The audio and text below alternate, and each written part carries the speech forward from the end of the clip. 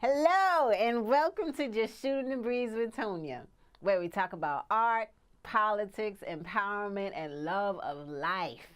I'm your host, Tonya.edmonds, and I created this show because I love learning, and I love speaking with brilliant people who challenge me, who help me to see life a little bit differently. Today's guest is Donnell E. Smith and Oheri Otobo. Donnell Smith, I work with him in my day job, and he cracks me up. He cracks me up every day. He is my entertainment in my pocket every day. And he's just a joy to be around. He really is. Very strong person. Wonderful artist. He started out as a musician, and he eventually turned his love of music into his love of art, period. He's an actor, he's a writer, he is a producer, he does it all.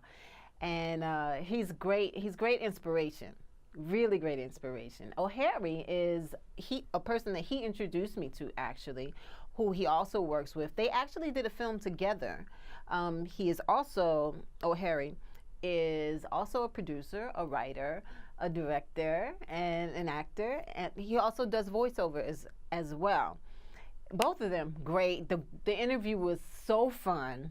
The interview was great. I know you're going to enjoy it. So just sit back and watch. So let's get started. Indeed. First, let's talk about changes that have been made in the industry.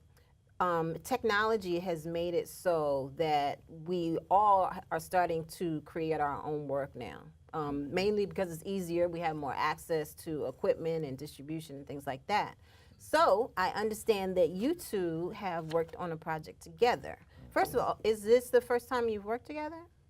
No. No. Tell me about that first, and then we'll go into the project that you did together. Was it last year or the year before? Yeah, I think probably almost 2 or 3 years now, actually. Yeah. You did produce the project, or you acting? When we first worked together. Yeah, we Okay. were brought onto a project at SVA. Yeah. Small, what is it, like a reimagination of 12 Years a Slave. Yeah. Ah. The Scene roles from have been the- reversed. Yeah. It was funny. It was reversed in In the that sense you. that, no. We were the owners. And Whereas- Oh, Yeah, hey! And what was that like? it was Yeah. pretty How the white intense. people act? They were They pretty were. humble. Yeah, well. Really? Each take got a little bit more uncomfortable. Interesting, yeah. For them or for you or for, everybody, both? everybody. Everybody. It was like a mutual realization that this is just not cool. Yeah. You know, so Wow. So that was the first time we actually we worked together. Then after that, no, we sort of started keeping in touch. And, yeah. Oh, Yeah. nice. So how did you decide that, yeah, I want to do a film project with you? Just Yeah. general conversation just about the industry and life, and somewhere along the line a joke came in about, you know, how we as actors, we pretty much bank on this big break, this opportunity to leave the day job and, Right, you know, and just live our go- dreams. Exactly. Yeah, exactly. So we just started talking about these different scenarios, and then that little light bulb that happens above the head, Yeah. it's just like, Click. this could be a scene. And it went from a scene to a short. film. Yeah. Wow. So how'd you get the money to do it? How'd you? We self-produced. Yeah. This was actually, the whole film was shot on an iPhone. Really? Yeah. So you just got a tripod, an iPhone, and We got that a was it? tripod. We got an iPhone. We used the iPhone 6. We had the sat it on the tripod. We had what you call a Steadicam for the iPhone 6 as well. So we got some nice fluid shots.